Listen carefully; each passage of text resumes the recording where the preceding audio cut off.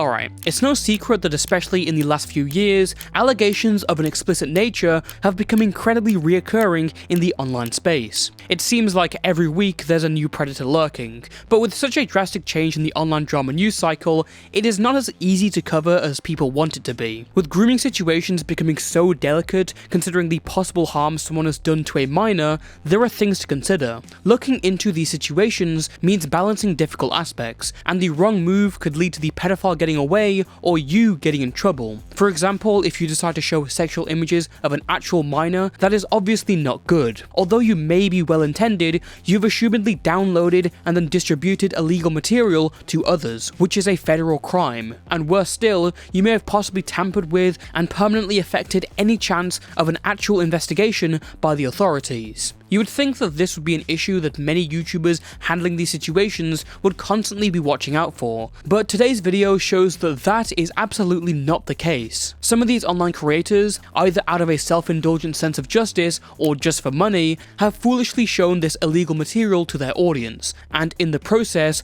prove themselves as utterly irresponsible morons who cannot be trusted to handle the serious situations that they want to. So join me as we go down an iceberg of sorts, reminding us again and again that YouTubers are not the police.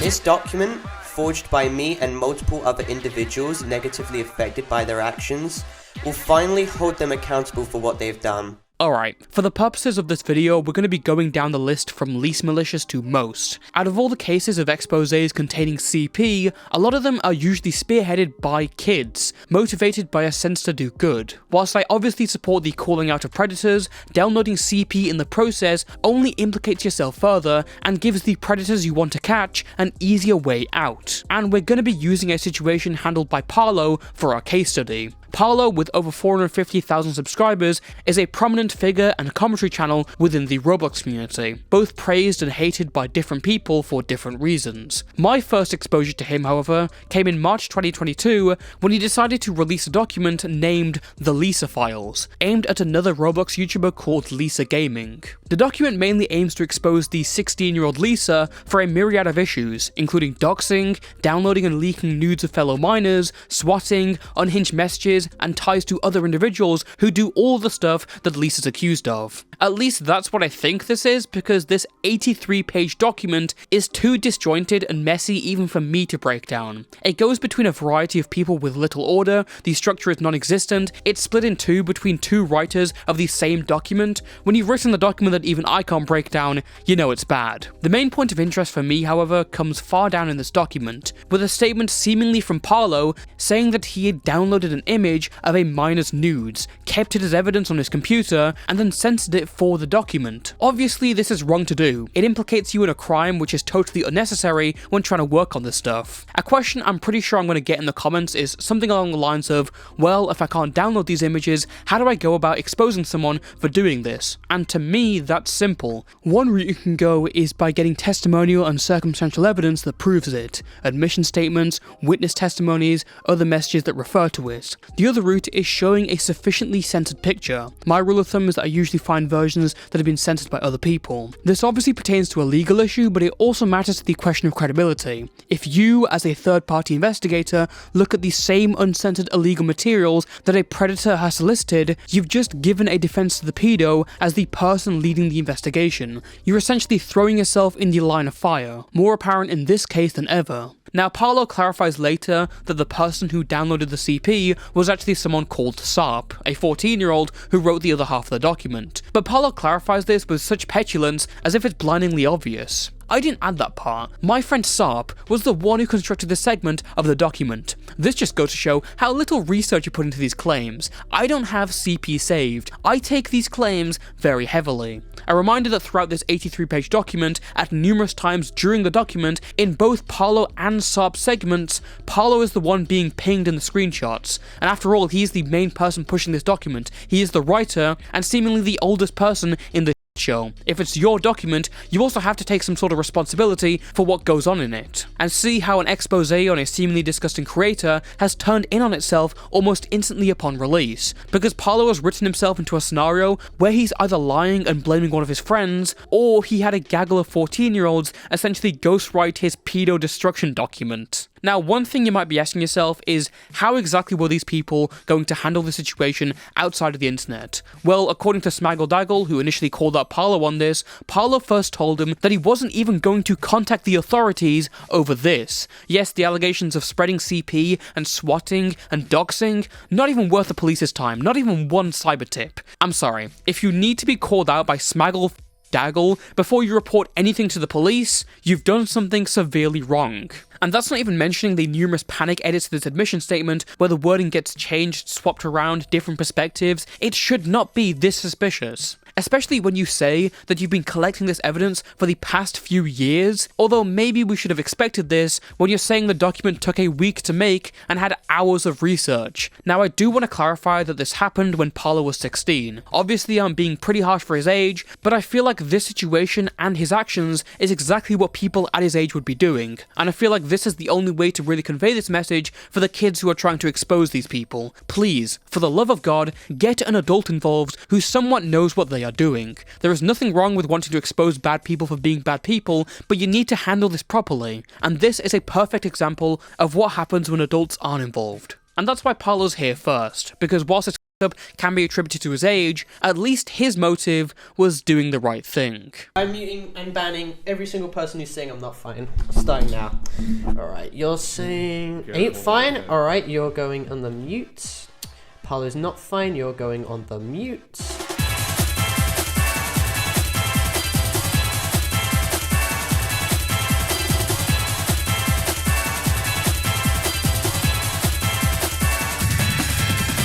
Plus, isn't there some kind of immorality in the fact that you're sexually interacting with like someone you're using as a source for a story? We'll believe you and say. I don't know how I would call that flirting. It was just being degenerate. You said you said I had a crush on a CP distributor. Come on, man. What? What was the DM?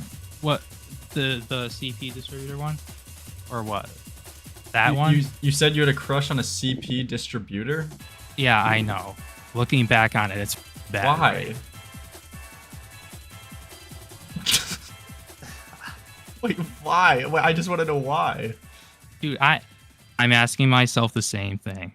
Our next subject is Breone, another lonely guy with longing in his eye, at least according to his Discord profile. If you've never heard of him, I don't blame you. Despite having over 200,000 subscribers, Breone is one of those commentary channels that got all his popularity from feeding off the cesspool of YouTube Shorts, which is why he's got barely any community relevance or pull on his actual videos. By the way, all these YouTube Shorts are now gone because I guess he was embarrassed that he built his career on them, but then again, what career? One of just pumping out uploads, just another product out of the drama factory with no personality. Although I don't know if you were expecting anything good from a channel with a profile picture he made using the Miami font on cooltext.com. So what's he doing here? During late 2023, another slop channel was under fire, except this one's got millions of subscribers and she posted Jack's Film's house to her Instagram story. We are, of course, talking about Sniper Wolf. Now I'm sure all of you are pretty familiar with the saga regarding Jack's Films, but following that and her channel's temporary demonetization, some people decided to look into Sniper Wolf's other content, in particular her Omegle videos. There was a lot of concern displayed over the fact that Sniper Wolf would go on Omegle, come across typically young kids, and either make weird sexual comments or dare them to do sexual things. Whilst I don't really think this was underlined by a grooming or predatory intent, because I feel like Sniper Wolf encouraged this more for the idea of outrageous content, more views, more money,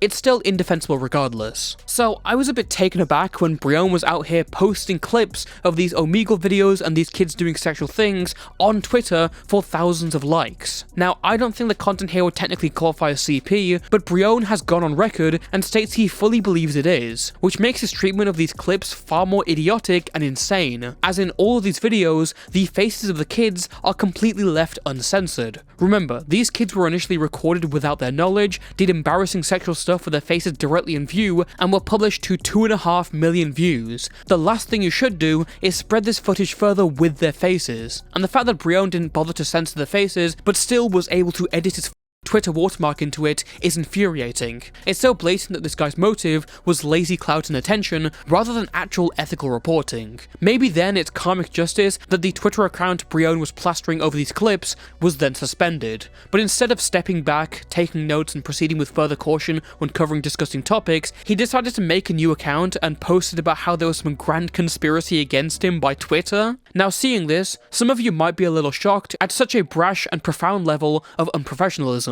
But I wasn't. I wasn't shocked at all because considering his history, this is exactly what Breone would do. Back in 2022, this man was one of the people leading the charge against Meowber. Yes, that Meowber, the one from TikTok that everyone hates. I don't want to get too deep into the whole situation because it's a rabbit hole on its own, but the base allegation is that Meowber was involved in some stuff relating to CP and self-harm. So thank God that our best investigator is on the case. Yes, I know a lot of people have complimented my work and handling of these situations, but clearly I should be educating myself from the experts, because apparently the right way to go about these cases is falling in love with your 15-year-old source and wanting to let her drink your blood. The person in question is Fried Tofu, someone who claimed to be a victim of Meowber, and whilst talking to her and working on the case, Breone caught feelings, and well, yeah. And I mean anyways, I think you're cute, and I know I'm 18, but that's 2 years difference, and no one said anything about dating or blah blah blah, so okay, just to clear that up. Oh thank you, I'll simp even harder. But you're 18. You don't get it. Look at your role. Yippee! This is referring to a special role he gave to her on his Discord server, which is unironically called Breone's Basement. I'd let her drink my blood. I'm such a simp. Yeah, she's cute, lol. Oop. I have a crush on a CP distributor. Bells can have her though, cause I got work. Okay, before we get into the specifics of all this, let me explain that comment. The reason why he calls her a CP distributor is because I believe she had a history of posting on NSFW Twitter circles as a minor. But why is that the one thing you focus on when you're crushing on her? Maybe it could be a joke, but considering all these other messages, I find that hard to believe. Anyways, it seems like Breone has taken his notes on YouTuber investigations from good old homeboy Edwin. Again, Fried Tofu came to Breone as a victim so he could tell a story to the public, and his response is to flirt with her. When handling these situations, you have to keep ethical boundaries and there has to be some degree of separation. I'm not saying you have to be totally cold, but flirting is obviously too much, and it could jeopardize the whole investigation. What if you have a relationship and it goes sour? How does that affect your bias in the situation, or others who may be coming out about their experience if Fried Tofu wants to step back? Your entire thing could just collapse in an instant because you wanted to take a 15-year-old down to Breone's basement. Bottom of the line, this is not the time or place to find your soulmate. Special Victims Unit is not your Tinder. Breone has since gone on to defend himself from the situation in a number of ways, including the, actually it wasn't a 3-year age gap, it was actually 2 years, 10 months. She, at the time I was talking to her, she was turning 16, like 3 weeks away, essentially. Well, if she was 15, let's not frame it like that. She was 15. I'll go off the age gap, which is 2 years and 10 months, as far as I'm aware. Because, you just said 3 years, man. Doesn't have to be. It's accurate. That's still, I mean, if we want, I guess if we want to be technical, that is 2 years. Wait. And 10 You're months. being technical right now. I'm just hold on. There's also, well actually she has a thing for blood, not me. It backfired because it leaked, and you know people saw it, and now they think like I have the blood when I don't have the blood. She was the one, and she admitted this to me. It was her, and people are accusing me of having it, and I don't even see why. Like, why does Breone, I'm gonna help you out, my brother. I'm gonna help you out, okay? Saying like, dude, she's the 15-year-old's the one who had the blood. So it actually wasn't my fault. Like, you're not using the best arguments to defend yourself. And who could forget when he said that his DMs, where he says he's going to simp for her, says he has a crush on her, compliments her looks, and engages in what he knew was her sexual interest, that all apparently wasn't flirting. We are all misinformed because that was some highbrow satire. Yeah, she is cute, lol. Oop. I have a crush on a CP distributor. Bells can have her though, because I got work. Bells was one of the people who I was working with. I mean, I don't. Okay, so but the context you're saying is like this is a meme? That was supposed to be like, it's just hard to, I don't know. It's. What? It's a disaster. That's what it is. But I agree. No, that was satirical. That wasn't like, you know, meant to. Dude, dude, Breone, you're doing a horrible job defending yourself, dude. Dude, it's not. This one's gone under the radar as well, when he says that when he was calling her cute, he meant it in a fatherly way. Then it turned to him saying, I actually didn't mean what I was saying, it was a joke. Oh, sorry, actually never mind, he did mean what he said. And to top it all off, get ready for the lawsuit, YouTuber with 400 subscribers. Damn, turns out the real Omegle clips were the bipolar 15-year-old Discord egos we made uncomfortable along the way. Now, some people have gone as far as to accuse Breone of pedophilia and grooming based on what he's done and said, which I don't exactly agree with because there wasn't a relationship. This isn't enough to make such a claim. The girl herself even made that point. But you know what? I don't feel bad if people call him one, because when you have such a standard that you will just knowingly post falsified screenshots slandering your own critics as pedophiles, I do not care that you get the same back. Well, somebody sent it to me, I just posted it saying I don't give a Why didn't you fact check it, Mr. Breone? because I did not feel like it, because I did not care. I will be totally honest about that. I knew it likely could have been fake, but I didn't care. Well, Mr. that's not Breone. exactly fair. I was being very careful in my research and my words when I made my video on you. Yeah, dude. Yeah, dude. By going past the definition. If there's anything to take away from this segment, it's that out of every YouTuber you could go to for coverage on a serious topic, Breone is one of the least competent and skirts by because he mostly just parrots the popular opinion again and again, and no one can produce one singular slam dunk that would absolutely have him dead to rights. In reality, I don't think anyone really expected any integrity or competence from Breone. This is the kind of guy who writes salty multi-paragraph tweets because sensitive society alluded to him stealing his thumbnails. This is one of the many flies in the box of fruit that hopped on the completely baseless Nick A30 drama. This is the kind of guy who briefly disguised his alt account to pretend to be someone else just to defend himself on Twitter. So it's understandable that those who knew him didn't have high hopes to begin with. He is and always will be a clout-starved cretin who will do everything and anything to get a higher standing with others. Okay, this doesn't matter. In terms of, like, if you guys want to believe me or not. Hold on, Breone. What do you mean by you said this isn't going to end or whatever? It's not, I know I'm not going to change your opinions, but it's not going to do my channels.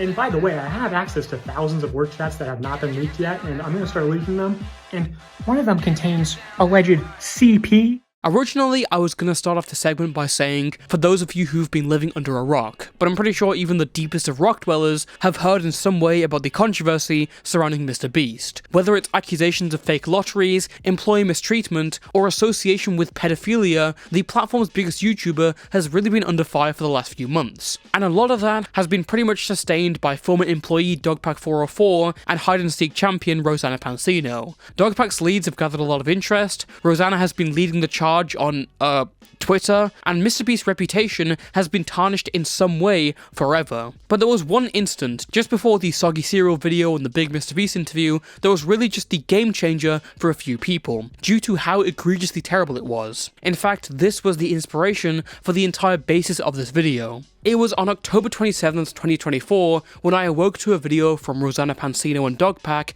titled "Mr. Beast Knew All Along, 1,000 plus messages leaked." The video mainly focuses on a leak from an old group chat in the Mr. Beast company, consisting of old, edgy NSFW memes. The most suspicious messages here are from the very dodgy Chris Tyson, and these logs are used to imply that Mr. Beast had some sort of knowledge of their predatory behavior. But that wasn't what stood out to me. In this video, Rosanna and DogPack accuse Chris Tyson of downloading and sending CP to this group chat, depicting a 13-year-old Ivanka Trump. But in the original thumbnails, and yes, that's thumbnails with an S, Rosanna features the CP image of the 13-year-old alongside her thumbnail scowl. This image is only censored by a meager couple of red bars and a blur across her face. This was done by DogPack, who admitted to downloading the image, looking for censored versions, and then modifying the image before putting it there. This is all obviously deranged. Not only are you clickbaiting using an image that you genuinely believe could be CP, but you've also censored it so inadequately. Even if you had to somehow put it there and you had to censor,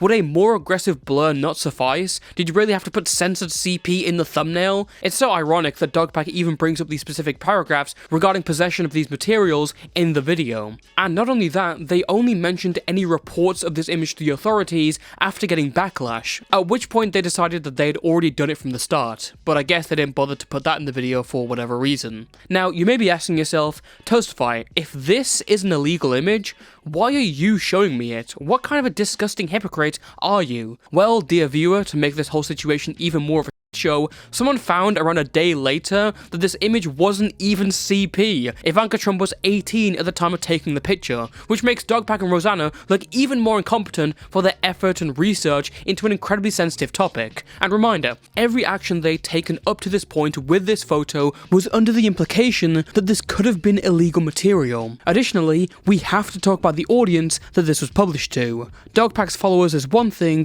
but this was posted to Rosanna Pansino's channel, where she bakes cupcakes to an audience of 14 million subscribers. I'm pretty sure you could assume how old the average Rosanna viewer is. I want to stress that this whole issue was totally avoidable from the start. If you look at the paragraph below the image, Chris Tyson completely describes what they believe the image to be. So why show the image in the video and the thumbnail when the paragraph could have just worked fine and would have made MrBeast look worse? The focus on using a perceived image of CP reeks of a thirst for sensationalism in any way possible, and if you still disagree, consider that DOGPACK was putting out trailers prior to this video's release, sending out CP teasers to other prominent commentary channels. That Ava and Jimmy and all these other employees put in the work chats is far more inappropriate than anything I ever said. And by the way, I have access to thousands of work chats that have not been leaked yet, and I'm going to start leaking them. And one of them contains alleged CP. Again, so many levels of irony to this whole thing. If you read the group chat and the paragraph, Chris Tyson is actually condemning the image in a sense of disgust. Now obviously that's not a justification for Chris Tyson downloading and showing what they believe to be CP in any context, but I am just saying it is very funny that both Chris and DOGPACK and Rosanna downloaded what they believe to be illegal material for a righteous reason, to make other people aware of the horrors that were going on. Unbelievably, this isn't even the only big false claim made in this video. Rosanna has, and I believe continues to state, that this group chat was a company work chat for MrBeast's company. I have received thousands of leaked messages from an official MrBeast work chat. These are all just their work chats from 2020 to about 2021. Again, this is a work chat, which is apparently very important for a work chat. Top priority, professional work chat happening here. But that's just not true. Thanks to a leak from Nicholas Diorio, we were able to find out that this group chat was made and titled as an NSFW meme chat. Users messaged and emphasized it was not a company chat, and it was only made as one in July 2021, after which there were barely any messages. Is it a bad idea to change a former NSFW meme chat into a company work chat? Absolutely, but the implication that Rosanna and by association DOGPACK are making is far from the actual truth. Rosanna and DOGPACK's only response to this was jumping to the assumption that everyone criticizing them also approves of every single message that Chris Tyson sent in the group chat, which is something no one had even brought up in this case because the criticism is on the accusers. You can both dislike what Chris put in the group chat and also condemn the total advertising of what DOGPACK and Rosanna initially believed was illegal material. I think this criticism is almost necessary if you're going after such a large target like MrBeast. You should have all your bullets in order. Now, many who saw this were completely shocked by the utter incompetence on display, but this was not the first major slip-up from DOGPACK in the MrBeast saga. We're gonna move Rosanna to the side for now, because months prior, DOGPACK had released his third video in a series of MrBeast exposés. After a decent look into various controversies in part 1, and most of the interview with a Weegeepie comedian in part 2, kind of part 3 was a lot of speculation and rumours. This one mainly went at two people involved with the MrBeast company, LaCoya Hill and James Warren. The focus here is going to be more on James Warren. I think DOGPACK presents a much stronger case with LaCoya Hill, but the first case is so weak to a defamatory degree. In this video, DOGPACK kicks it off by talking about James Warren, introducing him as MrBeast's cousin and the CEO of the MrBeast company, and also introducing his aggressive behaviour, bringing up the fact that apparently he has domestic abuse charges against him by the state of North Carolina. And you're thinking, oh my god, if the CEO of the MrBeast company is a domestic abuser, that's a huge deal. So what more information can we gauge on this? I heard that he's very aggressive. I've heard him referred to as a psychopath who screams at people and hits his girlfriends.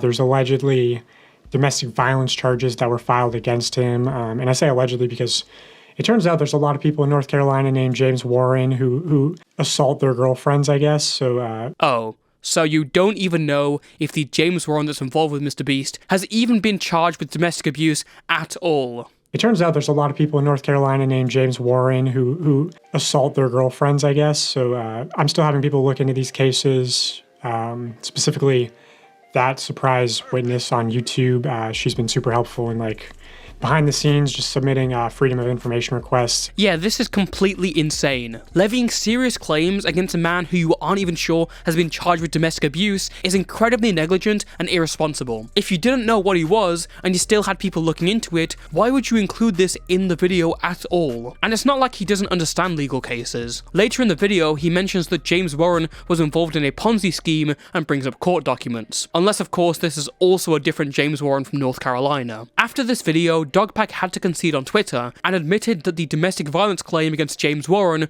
was against a completely different person, meaning he did just defame an innocent man. And even then, it took a month or even longer than that before this video was delisted from the public view, after over 3 million people watched it and saw blatant misinformation. Even without that, there's points here that just don't make sense to me. DOGPACK tries to make an implicit point about James Warren being shady because since being called out by name in a previous video, he's removed his social media, when obviously a guy who isn't a public figure would do that if you've directly named him to millions of people. After I called out James Warren by name in my last video, his Instagram and Facebook got taken down and his LinkedIn got taken down. So quick profile on James Warren. He's Jimmy's cousin and secret CEO, and I say secret because, they're not very open about that fact. He doesn't post about it on social media. It wasn't ever attached to his LinkedIn. He's never featured or really referenced anywhere. Considering the instant decay of DOGPACK's allegation of domestic abuse as soon as it was out, it makes it hard for us to believe any of the other claims made against James Warren, when most of them are based on anonymous testimonies. Such a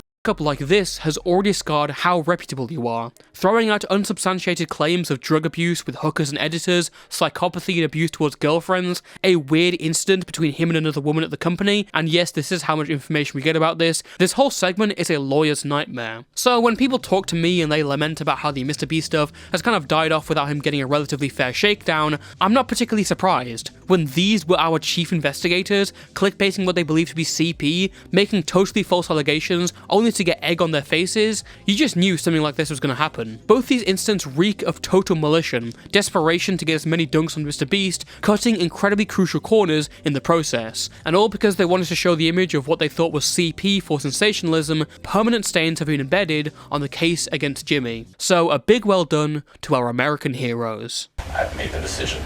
Here, we will take care of it. I appreciate that. Can I please have a second chance?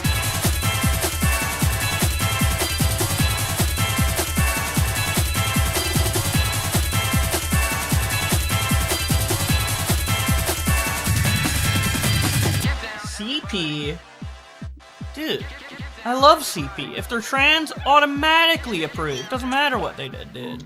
To close this off, I'd first of all like to establish that you shouldn't let the relatively small roster on this video mislead you into believing this is uncommon. There have been plenty of cases like this that deserve their own videos. For example, I didn't really want to rehash the whole Mama Max saga with the whole mega folders, because everyone else has already covered the story to death, including me, and stories of the past like the Instagram wake up movement are from ages ago and implicate a group of people, most of which have since changed. I wanted to cover cases that wouldn't usually stand on their own, and I clumped them together to convey this message. It should be set in stone that these situations aren't just a vapid daily topic of the week. Not to say it demands severity. If you want to cover this by laughing about it and making jokes, feel free to. But regardless of how you cover it, you need to check yourself and how you're handling this in terms of legality. It could you over. And I feel like people are afraid of giving this critique itself, because brain-damaged idiots will twist it into a defense of the accused, usually the predators, the people on the other end. But one action does not equal another. As I've said before, just because I'm critiquing these people for their insanely bad handling of these situations does not mean in any way that I stand by the people they're criticizing. This kind of criticism is necessary. Waterproofing this gets people a better chance of an actual investigation and real consequences. So you are not in the clear with handling CP just because you're doing it for a righteous cause. One last thing I'll clarify is that it's unfair for me to say that people don't make mistakes. I've even done it recently when I forgot to adequately censor blurry images of lolly porn in my retro dubs video, but it's how people correct their mistakes, and it's how they've handled other situations like this that is telling of their character. In the cases here, it's clear there is some sort of an ulterior motive, whether that be clout, heroism, or desperation, to get whatever own you can on your subject. Now usually this is where we would wrap things up, but I'm sure you've noticed that there's quite a bit left of this video, and that's for good reason. Before we end, we need to address one topic, settle a score, correct the record on a man I've duly covered before. Someone who responded by doing exactly what we've been hammering against this entire video.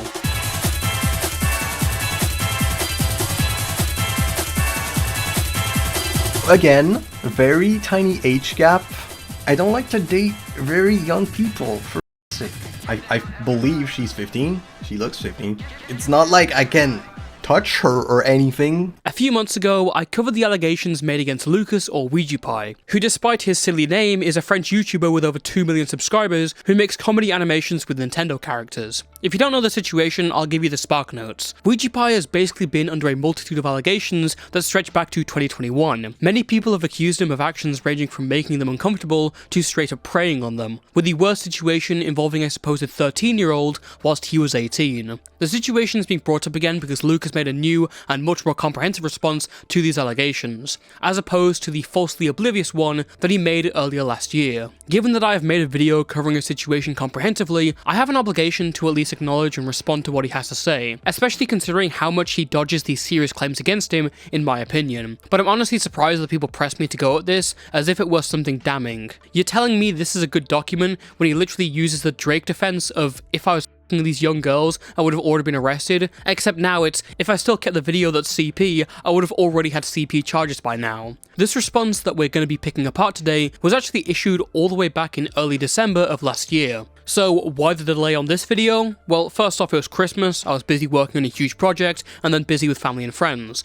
But also, during its initial release, and I believe to this day, Weegeepie's website includes badly censored nudes of minors. Again, for the love of God, do not include illegal material in your responses, especially when you're hosting it on a website. Yes, I know, a website. Apparently the days of twitlongers are over. Now you can issue a response and harvest everyone's IP addresses. Rather than a response to the many YouTubers who have boiled down this complex set of allegations into an easily understandable video, Weegeepie instead goes at the original document creators, accusing them of hypocrisy and later sheltering weird individuals. Serious claims to make, but this isn't really what we're here for. Most of the YouTubers covering this are not particularly affiliated to the document makers, apart from maybe a couple of DMs asking for clarification. So why would I respond to an allegation against a group of people that I'm not a part of? I'm not here for hush-mush 14 allegations, I'm here to talk about Weegeepie. In fact, I'm inclined to believe that this is Weegeepie's direct intention, to create a blanket accusation against these people that conveniently discredits everyone against him. It's certainly the sentiment he had when he first responded to my video,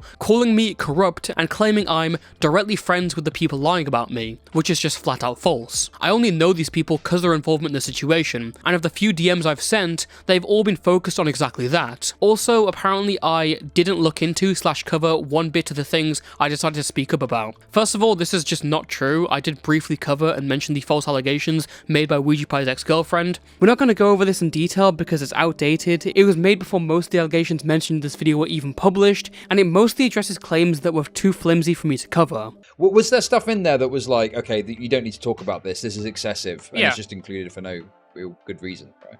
There was like the ex who accused him of, obviously, as seen in the response, which I believe he disproved. From what I saw, I think he disproved that pretty well, and she's since taken back her accusations. And secondly, this is a video against you, made to show your most disgusting actions. Why would I go over stuff that you've disproved? I already know it's false, you've proved that it's false to me, so let's talk about the other stuff, especially when it's debatably more serious. The first real response to an allegation that actually matters is the intimidation claim. This claim came from a 17-year-old that he was dating whilst he was 18, but the age gap isn't the issue. No, the issue is that this girl was contemplating cutting off Lucas because of grooming allegations against him resurfacing. In response, Lucas tried to intimidate her into blocking others, threatened to take her to court, threatened to report her to the authorities, and threatened her with her personal information. This is direct silencing of those who try to speak out against you. He's clearly blackmailing her. Weegeepie's response to this is just kind of emphasizing emphasizing that the age gap was normal, which is a point no one was disputing, at least no one that anyone reasonable would be taking seriously. This is just dodging the real question. The most he says is, she was pressed by the people accusing me to release all the DMs she had with me, and her number one fear seems to be losing these people as friends, so she complied all the way and took her side. No screenshot evidence attached, and no acknowledgement of any of the DMs allegedly blackmailing her to not release it using her docs. Weegeepie then goes over the allegations made by his ex-girlfriend. Again, I touched on this in the video, but I didn't develop upon it further. Basically, his ex has made a number of claims against him, including sexual assault. From what I know, these allegations are pretty much out of the question, but the stuff that I was interested in was the DMs before this allegation even came out, where he threatened to send her to the hospital, go to her house, beat the out of her, and then kill her. Weegeepie responds to this by claiming that his ex-girlfriend essentially emotionally abused him during their relationship, and these threats were really just him texting aggressively to get her abuse out of his system. This is kind of leaving out the part where the ex-girlfriend was getting threatened because she was warning a couple of 14-year-olds who he was dating at the time. And despite what I believe to be her lies about sexual assault, due to Lucas's previous and current unreliability as a narrator, I remain unsold on how abusive she was and would like to see more proof if there is any. Whilst Lucas lists her allegations of cheating, lying, insulting, he doesn't mention what he did. Death threats, and I'd say there's a bit of a difference between them. The next major allegation to be addressed is the most serious, the allegations that Weegeepie was dating a 13-year-old. The story goes that Weegeepie, who was 17 at the time, met a girl on Roblox who claimed that she was 15. They had a relationship and she sent him nudes. About a month later, it turned out that the girl was lying about her age and she was 13. But despite this, Weegeepie lied to his friends about cutting her off. He stayed in a relationship with a 13-year-old whilst being an 18-year-old himself, dating her for allegedly over a year, sending sexual images and roleplays, sending nudes back and forth, and allegedly intending to meet up in real life at one point. So how does Weegeepie respond? Well, he starts by recapping the whole situation where she initially lied, which we already know. He then claims that when she finally revealed her age,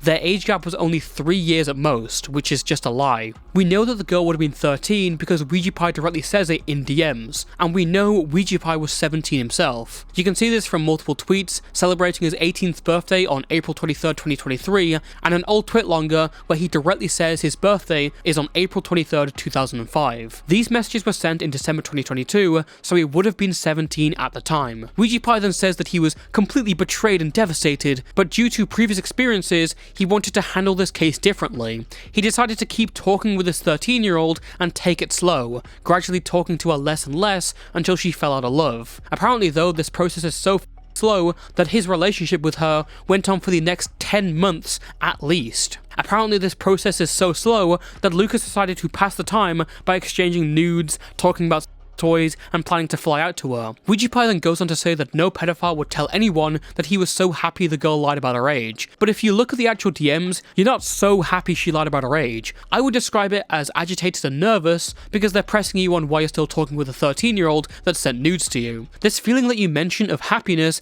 directly contradicts your words higher up where you talk about how devastated you were that she had lied about you. I love the framing of this, by the way, that he's so happy. He was like elated that she had lied about her age. He was doing a pedo victory lap, knee slide near the corner flag, world champion trophy lift. Keep in mind, she had already sent him nudes by this point, so would he be happy that the girl in these pictures was younger than he thought he was? Is this like a Freudian slip? The most ironic thing is that Weegeepie then laments about how his friends insisted on cutting ties instantly, when in reality he would have looked way better than he does now. If you cut her off and then she came out, you could instantly refute that by saying that she had lied about her age. You would have looked way better. This is just bullshit. Alongside this, Weegeepie includes an almost 5-minute recording of a Snapchat call with the girl, apparently. Keep in mind this is still unconfirmed, it could just be some random girl he knows, but let's consider it. In this call, Lucas gets confirmation from the girl that after the initial lies, she told him the age gap was 3 years. You told me instead of a 1.5 year age gap or something, that was 3 year age gap. Correct? Yeah. Yeah. So it was a 3 year age gap. You just admitted it.